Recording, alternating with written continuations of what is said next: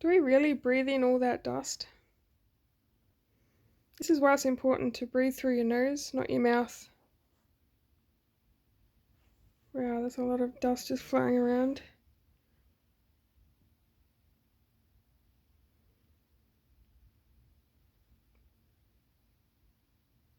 There is so much dust.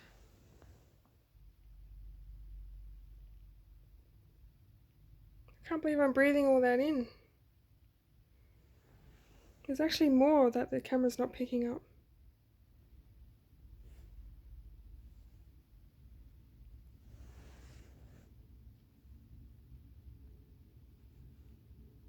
It's good to breathe through your mouth anyway.